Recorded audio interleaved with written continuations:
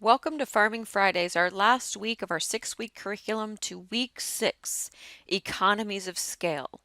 Over the past 5 weeks, we have gone over everything from A to Z. We're going to go over a little bit of that today, and then we are going to dive in to exactly how to create economies of scale inside of your newfound place of business. So with that being said, I would like to ask you one question. The same question that I ask you each week. Does your real estate career have a foundation? Do you know on January 1st every year that you can count on your first 10, 20, $30,000 coming from one source of business? Do you have a plan, or are you just kind of winging it? Well, within Farming Fridays, we're going to teach you how to have a plan so that you know where that first amount of income is going to come from. My name is Carrie Fitzpatrick, and I am one of the lucky founders of the program being brought to you here today. I have a bachelor's degree in education, a master's degree in administration, and 30 years in residential real estate experience. The fun part about what I get to do is I get to couple my two careers, my education career, my teaching career, and my real estate career. I've either done it myself, managed someone who was doing it, or as I continue to do, dig into all the things, the latest and greatest technologies that are out there in order to sell real estate in today's day and age. Which brings me to our topic, week 6, economies of scale.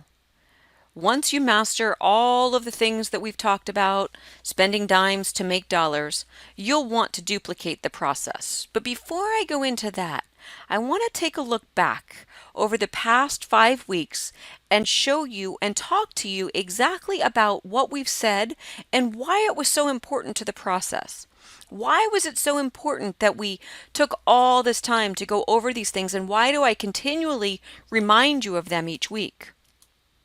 Well, it's because when you go into week 1 and how to pick your farm area, we're teaching you the 3 simple rules in week 1 that talks about how you never enter a geographic farm area where one listing agent closes more than 25% of the listings in that farm. Because if you go in there and you're trying to tackle that type of farm area, you're going to lose. That's not going to be something you're going to come back to us and say, oh, farming doesn't work. I tried it and it doesn't work. Well, why are you going to fight an uphill battle? Let's fight a battle that we have given ourselves the opportunity to win.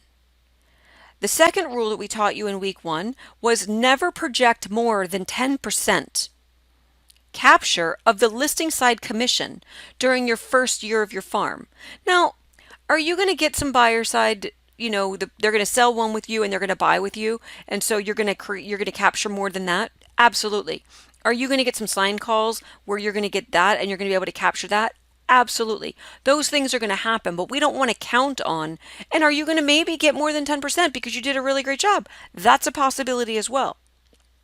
But we don't ever want to base our numbers on more than 10% in the first year. And remember, as we said before, each one it's going to increase each year as you become more ingrained in the area, and you gain more of the credibility that is necessary inside your farm area. Your capture rate's only going to go up and up and up. We also say don't ever spend more than 10% of your projected gross revenue on your farming activities. So if you didn't get that and you're not following those rules that we taught you in week 1, I would suggest and request that you go back and watch week 1 again and start back at the drawing board. In week 2, we talked about dissecting your farming prospects. We talked about how to create that true pride of ownership as it relates to your geographic farm area. And we wanted you to do that through creating binders. These binders can be electronic in nature and they can be actually tangible in nature. We have found out over the years of doing it ourselves, A, and B, training hundreds and hundreds of people to do it this way, that a tangible binder helps you when you have page one being your homework, right? So why did you choose that farm in the first place? You always want to go back and be able to reflect upon that. Your due diligence, you're doing your due diligence and you're finding out where everything is located so that you can have that pride of ownership and you can know exactly what's going on in that area.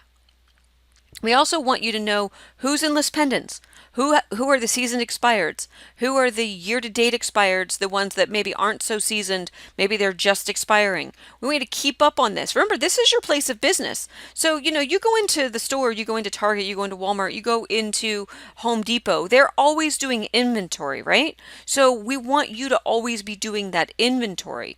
We want you to know who the for sale by owners are. We want you to know who purchased in the last 36 months. We want you to know who the absentee owners are, which are going to also tell you who the probable renters are. And then we also want you to know who the empty nesters are or who the established residences of that area are. And we want you to have all that in your binder. And we talked in great depth and in great detail about that during week 3.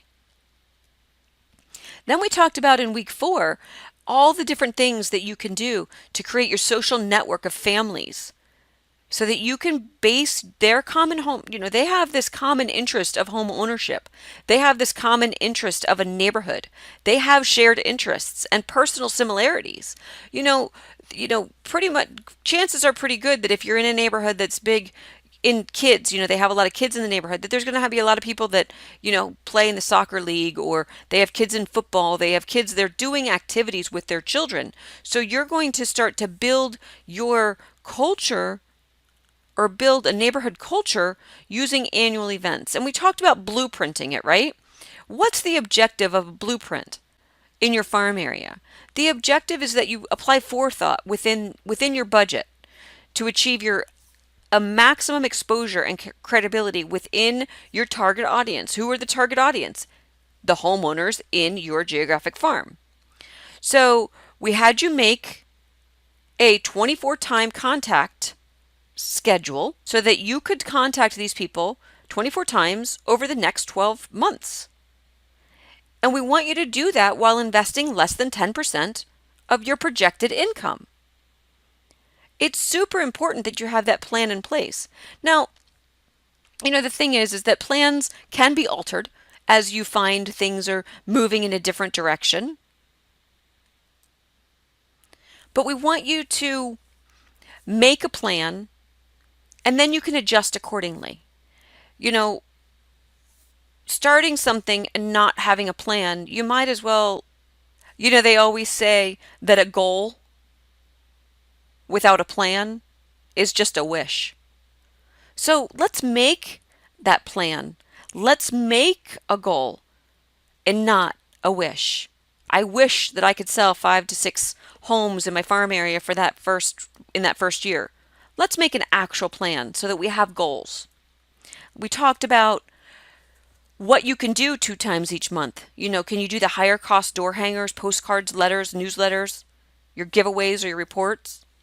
Or the lower cost, your garage sales, your events, your web updates, your value reports, your announcements and your webcasts?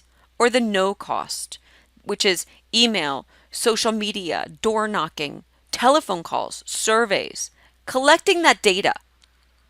That data is so important, and making those telephone calls as a survey is so important. It's such a great no-cost way to make contact inside of your geographic farm area. Now, the collecting of the data is the part that is a little bit more challenging, right? Because you have to get these people's phone numbers. Maybe you're door knocking and you get them. Maybe you've got them from old listings that you find. Maybe you're looking them up. Maybe you're contacting them via Facebook. But I want you to use those to make those phone calls, and I want you to have those no cost, higher cost, and low cost ways. We talked about creating that Facebook business page. We talked about creating that neighborhood group, that private group on Facebook. We also asked that you like us on Facebook. We also talked about creating that Instagram page.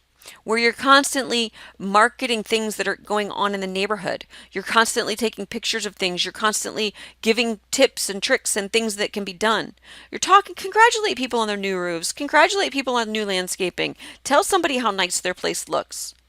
You have that information. And you're going to invite people to like your page. And you're also going to drip in things about the fact that you actually sell houses. And you know what that's going to do? That's actually, when you do that and you have an Instagram page and you are posting constantly about things that are going on in real estate, people are going to start to know you in your sphere of influence as actually being a real estate professional. You know, and a lot of times when people go into real estate, they tell their friends and family that they're in real estate and they see no evidence of it on social media. Well, when you start to give them evidence, success leaves clues. Look at what people are doing. And the people who are being successful in social media marketing are constantly posting. We talked about creating a subdivision specific website. Then we went into week 4, talking about new school versus old school. You know, the thing that is happening inside of communities, it's not all the new stuff. We talked about the next gen people, right? So we're talking about digital marketing. We talk about how you can do things differently. But the old school techniques, like the school calendars, like putting the flags out on 9/11 or the 4th of July, or hosting a Halloween get together, or congratulating the graduating class, is so important so that your face is always there. We talked about that garage sale. We talked about the Luminatias. We talked about all those things. In addition to that, we also talked about how you can gather information. You can gather information very simply by very inexpensive means. You can use Unbounce, which is what we suggest, but we don't really care. You can use anything you want.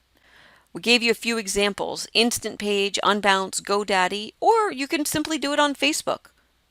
And then once you gather the information, you'll go and use it inside of your MailChimp account or any other mailing capable emailing system that you choose. You know, there's a lot of things that encompass having a geographic farm. And you're going to collect that contact info. You're going to categorize your prospects.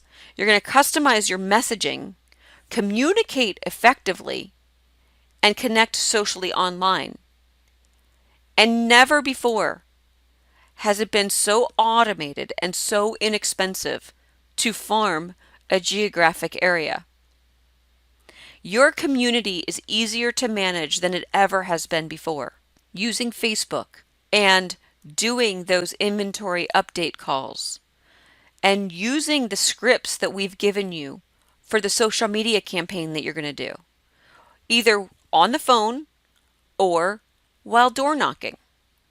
And then we talked about your budgeting and how you can become creative in week 5 in managing your distribution team. Who is your distribution team? Is it your spouse? Is it your children? Is it yourself? Is it your parents? Is it your nieces and nephews? Are you hiring teenage children to go out and do these things for you? Or are you hiring them to do your social media posts? Are you scheduling it? We taught you exactly how to target advertising so that you could go in and have it do it for you. You have to sit down once, plan it all out, and then it will automatically take over for you. We showed you how to reach the right people, how to choose your audience, how you can go into Facebook and you can actually target and drill right down into the area that you want to target.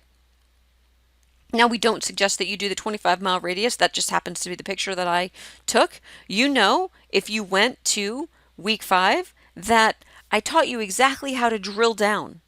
And if you need to learn that, please go back to week 5 and check out how to drop that pin in exactly the proper location. And create your digital farming task list. And don't just create it and then put it in a drawer somewhere. Put it in your binder. Put it at the very front, right? We want you to have all of these plans that you made in the front of your binder so that you can always refer back to them. Talk about your accountability dates and how many homeowners you're going to touch when you're doing your first sale by owner contacts, your expired listing contacts, and when you're going to do it. And I don't suggest you do it all at once. I suggest that you space it out, right? So that you're going to touch people in your area twice per month. And they're going to be able to come to count on the fact that if they happen to throw away your door hanger, that there's going to be another one coming. And hopefully it hits right on that same day, on that right day. We talked about once or twice a year in a farm sending a not self-addressed, not at all, not self-addressed, a hand addressed in blue ink envelope. You know, you've only got a couple of minutes for them to, you could put anything on the front of that postcard. You could put anything, but blue ink will catch their attention. They're going to open that letter. So let's make sure if you're sending postcards that you have your subdivision name, your postcards, your door hangers, anything. Make sure that your subdivision name is on it, that it promotes your private Facebook group. You have any of your newsletter offers, value reports. It has your name, your phone number, of course, to, in order to be compliant. And we talked about the USPS every door direct mail. They do it all for you. What I need you to understand is that there are easier ways for you to create or to work your farm area, but the old school items still work. See what I did there? Yeah. Old school still works. Yes. Thank you for coming to Annie Mac Works, because I'm going to use that pun every time I can. But door hangers, newsletters, value reports, flags, they all are old school techniques. And you can't tell me that door hangers don't work, because I see it done time and time again. I did it. I know that it did work. Currently, I still see it working. We've taught this for a long time. And when we were running our real estate brokerage, a lot of the people that used to work for us are obviously still in the real estate industry, right? And we live in the area that we used to teach in, or that we used to own the real estate company in. So we still get door hangers from people that we taught how to do that back in the day. It's a really fun thing to see it still go into town. Remember, we also talked about how you've got maybe lawn people or pool people or roofing companies that would want to help you to sponsor different ways that you can offset the cost. That's why some of the lower cost ones that I had on that slide earlier may have seemed a little expensive, like it would be expensive to do, but not with sponsorship opportunities that are available to you. There's so many sponsorship opportunities out there for people. They need to advertise. They're in the same boat you're in. They need to advertise as well. We also talked about how you can elevate your credibility immediately inside of your farm area. You could do that by having a courier, quote unquote. And remember, your personal assistant can be your courier. That could be your dad. It could be your spouse. It could be anybody that has a shirt and a hat and a clipboard. That's what a courier looks like. Which brings us to week 6. We're going to take everything that you learned in weeks 1 through 5, and we're going to talk about how it's going to cost you less money when you're in the next level, creating economies of scale. I mean, it's kind of common sense if you think about it, but the thing that I want you to understand about residential real estate, and the thing that is the best business decision for you, and the true litmus test is, can I spend a dime and make $1? You're being constantly bombarded with do this, do this, do this, join this, go to this training for billions of dollars, send out this, send out, free cell phones to people. That's an extreme example, but you get what I'm saying. And I want you to always use this litmus test. If it does not return 1,000% on your investment, if that big dime on that right hand side is not turning into that dollar, I want you to say no. If you can figure out a way to make that dime turn into that dollar by getting a sponsor or doing it yourself, then I want you to do it. But if you can't figure out how to make it cost a dime and make a dollar, then the answer is no. Because there are ways to do it. You're not going to, hotels don't spend $50 on a room and charge you $100 where it's a 50% return on their investment. That's not what they do. They don't make money by doing a 50-50 split. And the way that the economies of scale work is that after you've created your farm area, and you need to, now it's time for you to increase it, right? So let's take a look at how we can increase everything, and let's take an accurate accounting of it, if you will. So I want to lay it out accurately for you. So let's talk about the fact that each one of these is based on a $5,500 commission. We're not talking about a $600,000 house. We're not talking about $100,000 houses. We're actually talking about an average commission. I know that some of you are in higher priced areas and some of you are in lower priced areas, but if you look at an average farm area of 600 homes, at $1,600 in expenses, that's going to generate $16,000 in GCI. Now, that's 3 to 4 closings a year. A year. Now let's talk about 1,000 homes. And again, we talked about this before, right? So we know you got 600 homes. We're thinking 3 to 4 closings in a year, and that's on the listing side. So are you going to get the person that sells their home with you and then buys a home with you? Yes. Are you going to get sign calls? Yes. Are you going to have people who start to know you in the neighborhood and they're going to start to say, oh, this person's really popular in my neighborhood. You're thinking about selling your house. Are you going to create relationships with these people when you're doing your events? Those things are all going to happen. You're going to start to become the neighborhood name inside of that farm area on that first year. But let's just look at this middle of the road benchmark that I want to articulate to you. And let's do the math from the first 3 weeks. See, that's what it's going to bring you. You could get more buyers, but let's manage your expectations.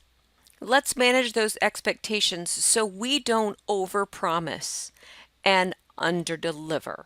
We're always in the business of underpromising and over-delivering. So let's look at slide 5.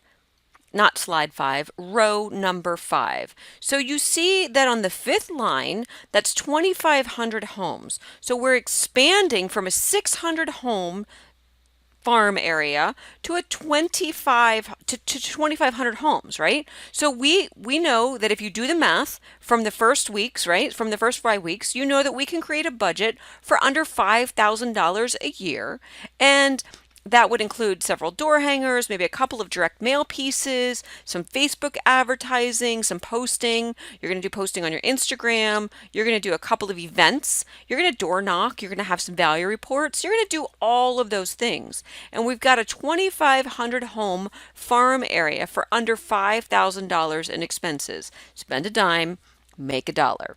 And that's going to generate $4,750 in GCI. That's 8 to 10 closings in a year. That's not even a closing a month yet. Now, some of you will go out and put out a resume for a job that pays $50,000 a year or $38,000 a year.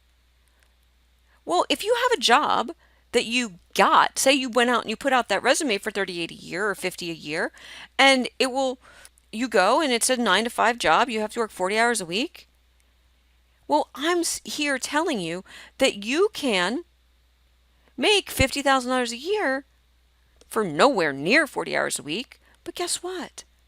You guys won't ever get consistent with your farming activities. As you increase your farming activities, you're going to increase the number of closings. As you work your farms consistently, you're going to increase your earning potential. So I'm here to say, and we've been preaching this forever, get consistent and use your economies of scale. Look at the 600 homes versus the 2,500 homes at a 55 average commission, a $5,500 average commission. You'll find when we go up in the amount of homes that what you're spending on the items for those homes is going to go down. So you have a couple of different options. You can either start with your first farm area at your 600 homes and do your $1,600 in expenses, generating $16,000 in GCI at a $5,500 average commission, which is 3 to 4 closings in a year. And you can start to gradually increase that out, like geography wise, right? So maybe you're a mile and then it goes out to maybe the radius is like 2 miles and it's going up and up and up from there. Or you can go up in your price point and choose a different farm area. But let's be clear. We have found in our experience that homes between $125,000 and $350,000 are the fastest to sell. Right? You get into those higher price points, they take longer for people to make decisions. There's less buyers out there that can afford those price points. So in our experience, 125 to 350, those are the homes that sell the fastest. But let's talk about the economies of scale as it relates to that. Let's look at how much it costs to do door hangers, just as an example. So to print door hangers, you can print 500 door hangers for $74.98. So 500 door hangers for $78.98. That's about 15 cents a door hanger. Now, let's go to 2,000 door hangers. You can do 2,000 door hangers for $168. That's about 8 cents per. So you're getting 3 times as much. That's not 3 times, that's 4 times as much for half as much money. So that dime is going less, right? So 14 cents versus 8 cents. Now you're able to spend more money towards that dime to make that dollar on other items or more touches. Let's talk about the delivery of it. So 1,000 units is 15 cents each. 2,500 units is 14 cents each. Now, you're only saving a penny for 1,500 more, so this particular piece doesn't go down as dramatically, but I want you to remember that everything is negotiable, right? So say you sign a monthly agreement because you're committed to your farm. You're going to sign this monthly agreement because you know that you are going to do it every single month. And let me tell you this, economies of scale wise, is that every month that you are doing this, your credibility is increasing. So the intangibles are increasing as well as far as the economies of scale because you're becoming more of a household name inside of that area. And that is an intangible or something that you can't really put a price on, but it's happening inside of your farm area as you continue to do it. So let's take a look at if, say, for example, we were doing newsletter. This is a 4-page printed newsletter, full color printed newsletter. Oh, by the way, let me go back for a slide real quick because a couple of slides, because I just wanted to mention that 14 cents versus 8 cents on that door hanger, that was literally just a place that I stuck in my browser. It was called Vistaprint. So I stuck it in my browser. I actually really enjoy working with them because if you ever make mistakes, like if you call them, they will replace your door hangers. Like one time I did it and it was my mistake and it was clearly my mistake. And I said to the lady, like, I'm the one who made the mistake. I'm not asking for anything other than, can you get it to me quickly? And do you know she replaced my entire order for free? So that's just me because they have great customer service. I really have appreciated the way that they do business, and that's just Vistaprint. And here I'm here to give you all of the wealth of information that I've earned over the years. So not only that, but so that's an aside on customer service and how you can appreciate them. But let's take a look at this. So this is just another random place that I put in to find newsletters to print. So 4-page full color newsletter, 500 of them. The job total without shipping is $316 for 500 4-color full page bound newsletters. Let's look at 1,000. 1,000 4-color, full color, 8.5 by 11 bound newsletters printed. Now they take 5 business days for production time, so do your stuff up front. Make sure that you're hitting your deadlines. Is only $357. So you're getting double the newsletters for $41. I'm going to go back to these door hangers again because I really I don't know what I was thinking, but I'm going to go back to these because I want to show you this. So door hangers, 500 door hangers. We went from 500 to 2,000. What if, where I have the just sold and the just listed, what if you had advertising on the back there instead of the just sold and the just listed? And what if the message that you put on the front of the door hanger was a generic one? It was just one of your calls to action. It was something about staging. It was something that wasn't time sensitive, and it wasn't something that would change. It was something that was a staple. It was something that you wanted to do. Well, what if instead of ordering the 500, you ordered the 1,500, and then your cost went down, and you didn't put out all the 500, or I'm sorry, you didn't put out all the 2,000, you put out 500 of them. Now, in your economies of scale, you're saving 6 cents a door hanger. So you're getting it for almost, some of them for, you're getting some of the tail end of them for almost free. And you save them and you use them for a drop off in 4 months. Because remember, we're committing to this. We're committing to this process. We're committing to this farm area. So it would be very appropriate for you to print 4 different copies at one time so that you could get it for a less cost. Does that make sense? I hope so. So anyway, back to these newsletters. You're actually getting double the amount of newsletters for $41. So you're getting 500 newsletters for $41. What is the difference in the economies of scale with that?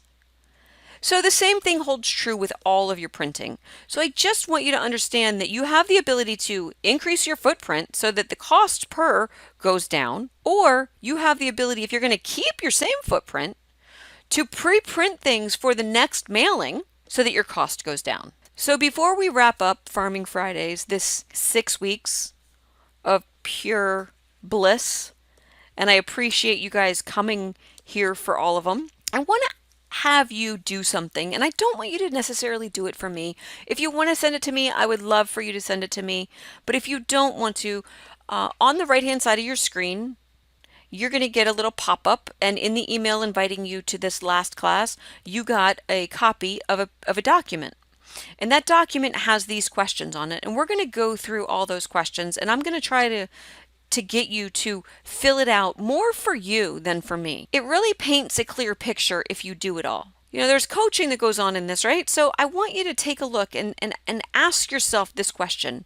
And if you don't have the paper printed, just write it on a regular piece of paper for me right now. What was your gross commission income so far this year? That's a simple question. Any person in the real estate industry who is active in the real estate industry would know that off the top of their head. They should know that off the top of their head. What was your gross commission income last year? So take a minute and remember. Hopefully this one was less than The one that you're doing right now was less than the one you did first, right? Hopefully you're on par or on track to do more this year than you did last. And what was your gross commission income 2 years ago? These questions are important for you to answer. These questions are important for you to take into account to see how you're performing in the real estate industry. How is your career going right now? Are you stagnant? Do you need something different? Are you on an upward trajectory? Are you on your way to earning more money, and have you done it for the past couple of years? How many listings did you take in the past year, in last year, or in the last year? How many of those listings closed? See what I did there? So I've got number 4 and number 5. How many listings did you take? And then how many of those did you close? The reason that I asked those two questions is because if you took 50 listings last year and only 25 of them closed, we've got some pricing and accessibility issues. And those classes that you would take would be on pricing and they would be on accessibility. How to have a listing presentation that allows you to price something properly in the market. I don't want you to go out there and just take listings and have a whole bunch of overpriced listings. I want them to be well priced listings so they actually close. So if you took 100 listings and you closed 75 of them, you're at about a 75% close ratio. So I want you to look at your close ratio and make sure that it's about 85%. And if it's not, I want you to go through the on-demand section and look for a class that will teach you how to price these things properly. But if you've been doing all of your work not inside of a farm, it's way more difficult for you to price, right? So you're in your farm area, you know it. It's your inventory. Even if it's not your inventory, if it's not listed with you, every single home in that farm is your inventory. So you should know your inventory now by this point in this. So you're going to be able to list better. You're going to be able to make better accessibility decisions so that you can get, we talked about Chip the first week.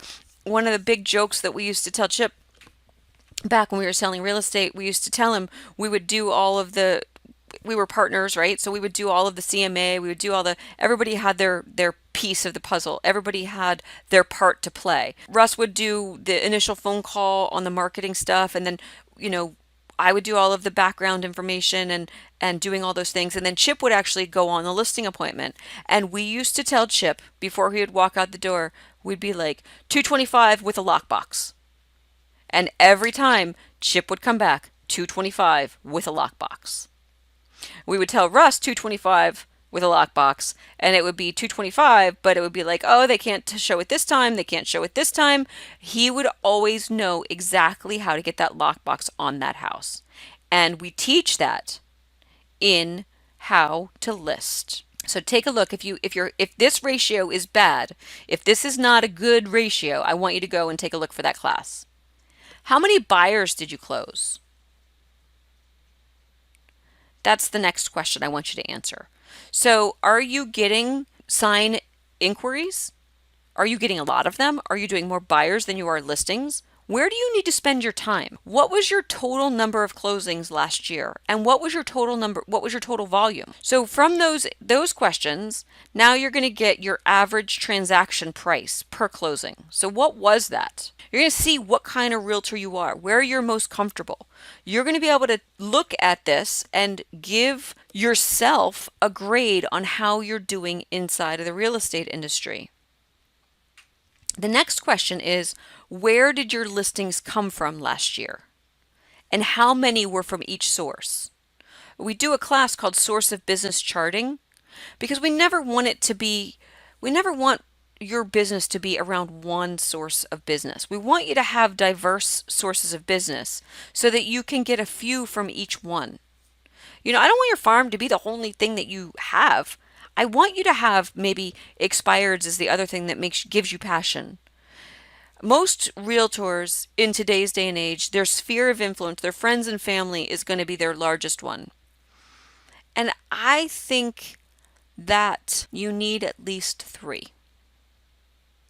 Are you getting a lot of past customers? Are you treating your customers in such a way that they're coming back to you next year? Or are you a wham bam, thank you ma'am type of real estate professional? You never talk to them again. You don't send them the follow up. You don't do your post closing drill. You don't send them the thing that says that they have to do their homestead portability, that they have to file for homestead because they just moved into the new house. You don't send them their HUD because they had a closing at tax time so that they can use that in their taxes.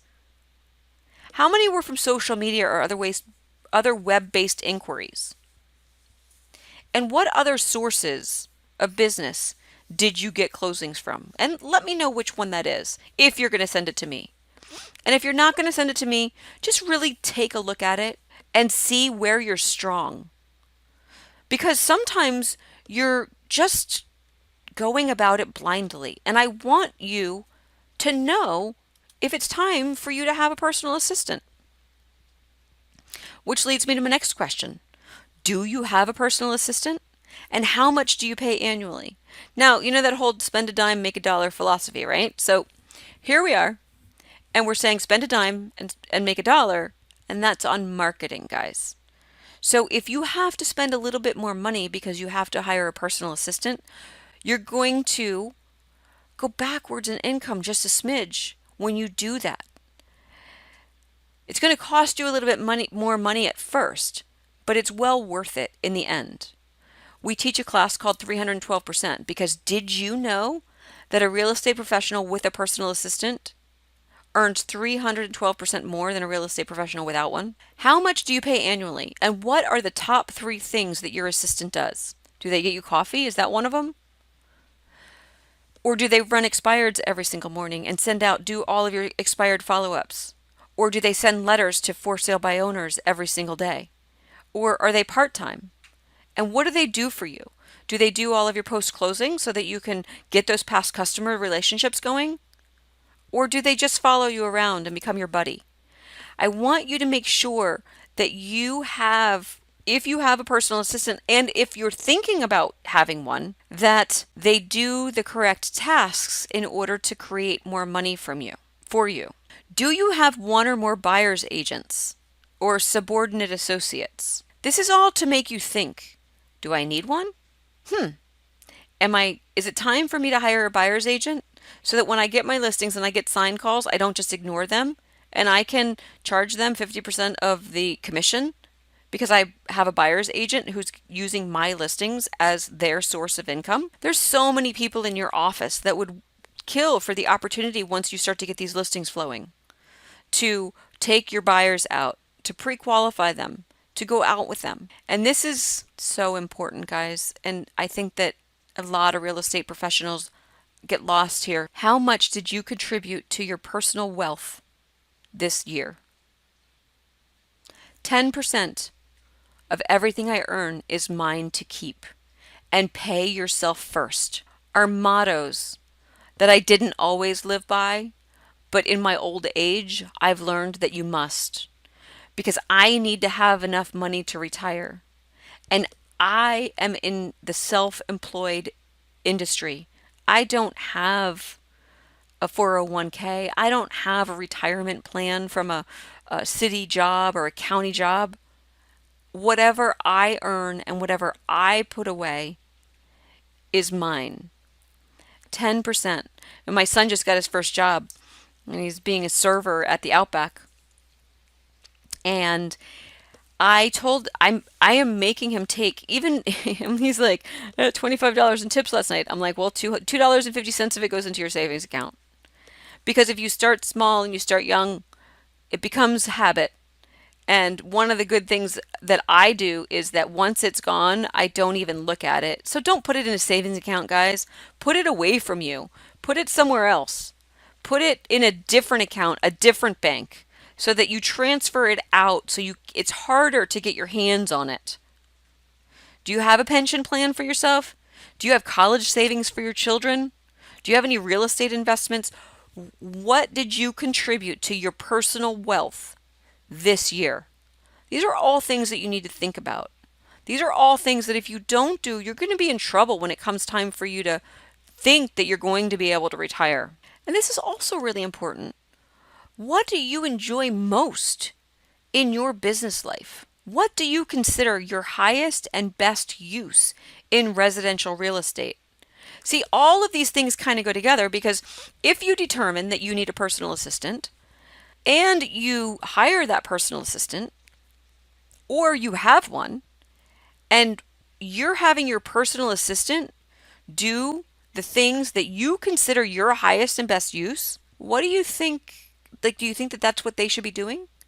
No, you're going to do what's your highest and best use and let them do the things that you're not good at, the things that you don't like to do. Now, on this section right here, I want you to rate yourself or put this in order, right? So 1 to 10, number 1 being your most important activity, and number 10 being your least vital or productive skill. So is servicing your listings your number 1, or is prospecting your number 1? Is listing presentations your number 1, or is marketing your number 1? Are you really good at hiring and training others? Or maybe you're just okay at that. Maybe you've never done that before and you think you might be good at it, but you're not sure. But I want you to rate, I want you to put it in not alphabetical order. My goodness, don't put it in alphabetical order. Number it from 1 to 10. Most important, or your most important activity, the thing that you do the best, to number 10, the thing that is the least vital or your least productive skill. And once you do that, when you do hire that personal assistant or when you are looking for help, you can pass that stuff off to somebody else to do. And or if you're not at the point where you can hire a personal assistant, I want you to tackle those things first. Take a minute, take a day, take a week, take some classes on that. Maybe you're not good at marketing, and it's very important in this industry that you're good at marketing. So take some marketing classes. We offer classes on every single one of these things. Look at it and decide what's the most important for you, because all of these things right here go into your farming prospects, go into your farm. You need to have all those things inside of your geographic farm. And then my very favorite question that I want you to answer, because so many times you don't have a why. If you made an additional $10,000 per month next year, what would you do with that revenue? You know, I said earlier that a goal without a plan is just a wish. If you're just going through this real estate industry and you have no clear vision about what you're doing it for, it's drudgery. It's just, you dread it. You're just doing it. It's no fun. Well, you shouldn't do things that aren't fun. I mean, yes, you have to do things that are not fun, but I want you to enjoy it and I want you to be working towards something. So tell yourself, or me, if you're going to share it with me, what you would do with an additional $10,000 a month next year. What would you do with that revenue?